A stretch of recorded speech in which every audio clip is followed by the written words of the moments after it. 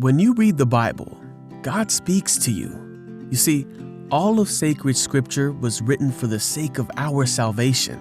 From Adam to Jesus, we read about the story of man's redemption. The story of creation in the first pages of scripture is no exception.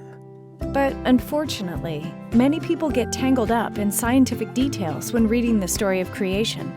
Pope Benedict XVI remarks, Genesis is first and foremost a religious book and not a natural science textbook. In fact, the Bible as a whole focuses in on God's acts of inviting us into His family. And this begins with creation in the book of Genesis. Here, we learn about God building a place for His family to live. We're all familiar with the Bible's 7-day creation story, but let's look into why it has this structure. In the first verses of Genesis, we find out that the earth was originally formless and void. On the first 3 days, God forms the formlessness. First, He creates light out of darkness, then creates the waters and the sky, and lastly, creates the land out of the waters. On the next 3 days, God fills these spaces with rulers to rule the day and the night. God creates the sun, moon, and stars to rule the seas and skies. God creates sea creatures and birds. And lastly, He creates all the land animals. And finally, human beings who are made in God's image and likeness to rule over the rest of creation. And to top it off, on the seventh day, God rests.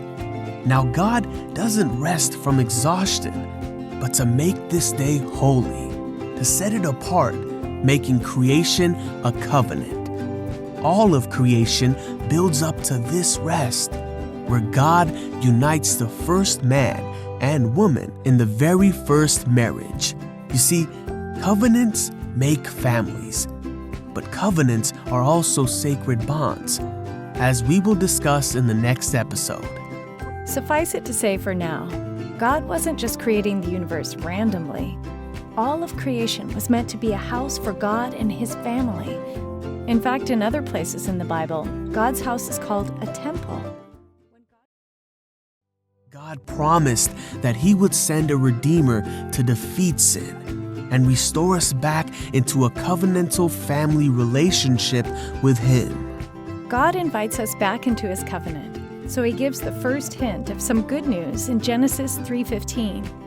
This promise was seen by the early church fathers as the first gospel, the proto-evangelium.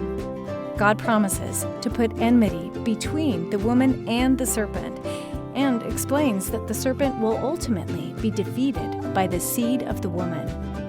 The early church fathers recognized in the strange language here, the seed of the woman, as being a reference to the virgin birth of Christ.